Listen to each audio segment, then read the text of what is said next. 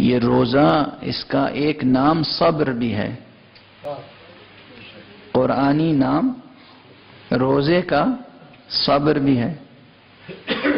اسی صبر میں اگر انسان کامیاب ہو جائے، یہ نقطہ میں پہلے بھی عرض کر چکا ہوں لیکن مجھے بے حد عزیز ہے، حدیث قدسی سے ماخوذ ہے کہ اس روزے کی فضیلت کا آپ اندازہ کریں کہ روزے کی فضیلت اور روزے کی تاثیر کیا ہے۔ پیغمبر اکرم صلی اللہ علیہ وآلہ وسلم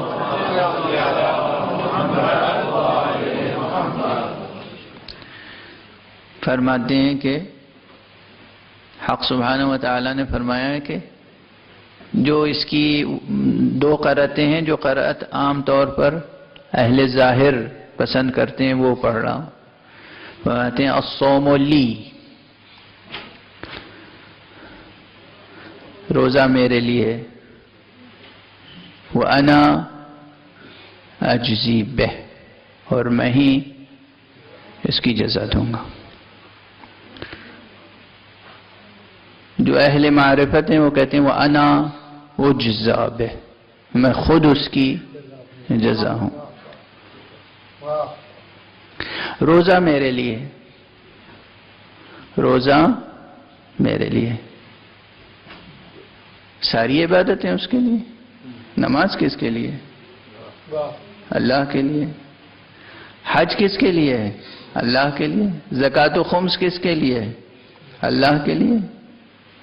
ساری عبادتیں اللہ کے لیے ہیں، تو پھر خصوصیت سے اس حدیث قدسی میں کیوں فرمایا گیا کہ الصوم لی، روزہ میرے لیے؟ اس کی وجہ یہ ہے، بہت ظاہر، کوئی بہت پورا اسرار بات نہیں ہے، بہت دشوار بات نہیں، ہر عمل میں کچھ نہ کچھ حظ نفس شامل ہو جاتا ہے۔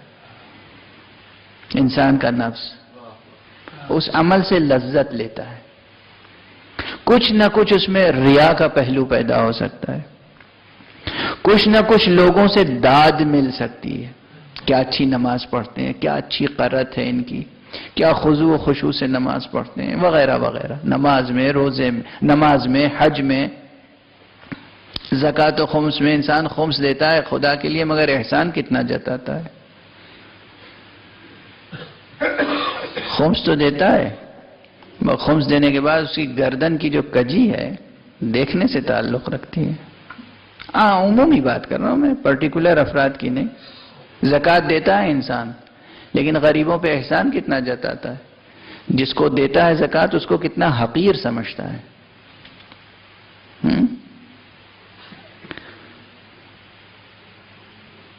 تو ہر عبادت اللہ کے لیے کرتا ہے، مگر اس میں کچھ حظ نفس شامل ہوتا ہے اور کچھ نہ کچھ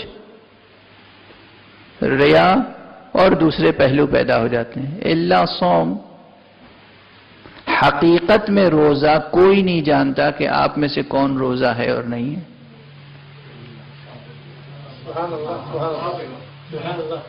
یا آپ جانتے ہیں یا خدا جانتا۔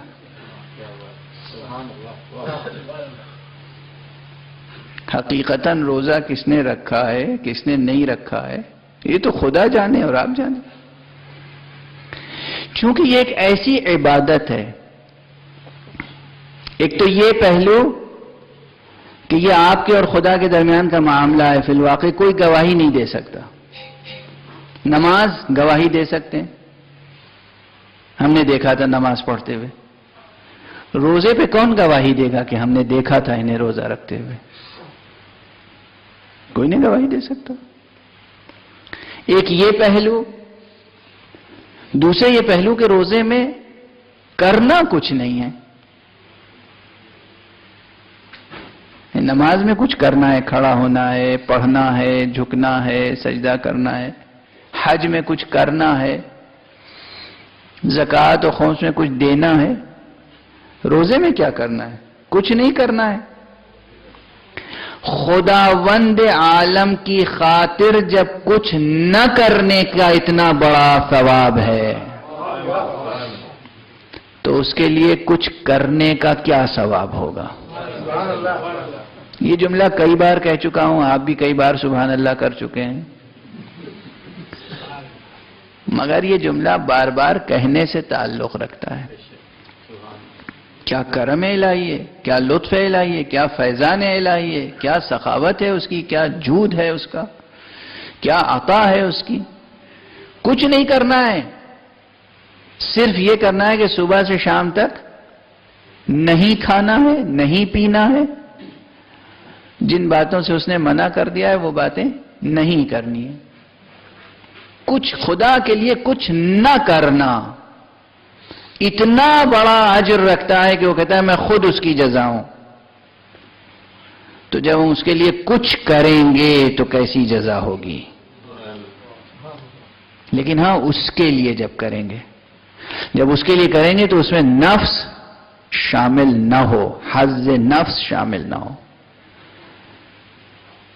ریا کا کوئی پہلو شامل نہ ہو. اگر واقعاً اس صبر کے ساتھ ہم کچھ عبادت کر سکیں اور اس کے اسم، کسی ایک اسم کی بھی تجلی کے خواہاں ہوں، تو پھر دیکھیے کہ اس دنیا میں بھی کیا عظمتیں اللہ اپنے بندوں کو عطا فرماتا ہے.